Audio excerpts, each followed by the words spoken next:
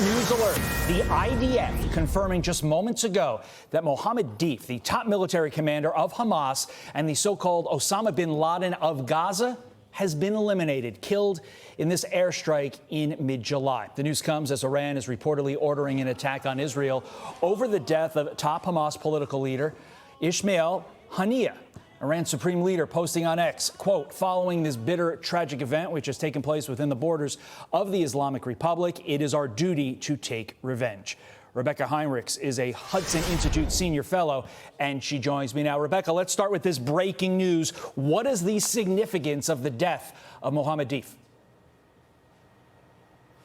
Well, look, the IDF said that 3 things must be accomplished before it can finish its assault. One of them is to take out every single individual who is responsible for the planning of the October 7th massacre. So it said it would do that, and clearly it has been successful. What it demonstrates is Israel is able to specifically identify, even in Gaza, where these leaders are, and then with precision take them out. So this is a significant kill on the part of the IDF, and it's really important as they carry out their military campaign. And of course, Iran vowing revenge for the killing of Haniyeh. What does that threatened revenge look like if Iran ultimately is successful in executing it?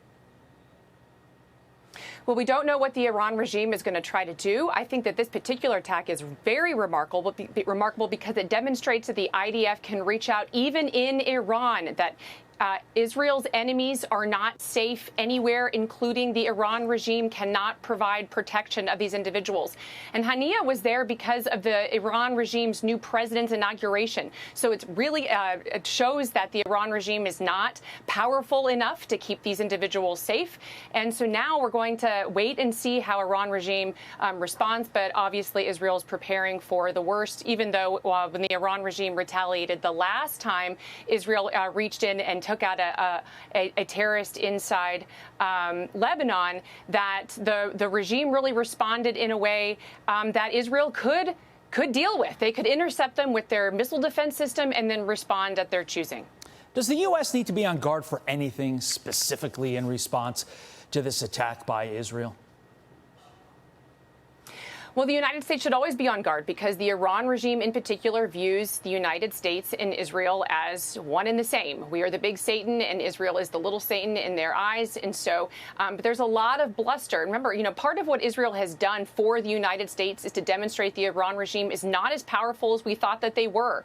That Israel, a small country, is a mighty country, very powerful, and isn't afraid of what the Iran regime might do in retaliation as Israel seeks to take out its enemies.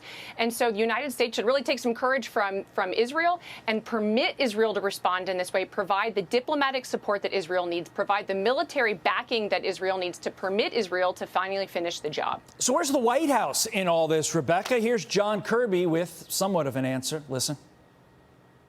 We don't want to see an escalation, and everything we've been doing since the 7th of October, we've been trying to manage that risk. Those risks go up and down every day. They are certainly up right now. It's not like we take a blind eye to what Iran is capable of doing and has shown their capability of doing in the region.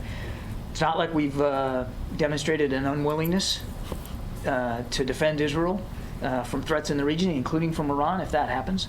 And we maintain that capability and that readiness to do so now. Rebeccah, what message does a rather milquetoast statement like that send to both Israel and Iran?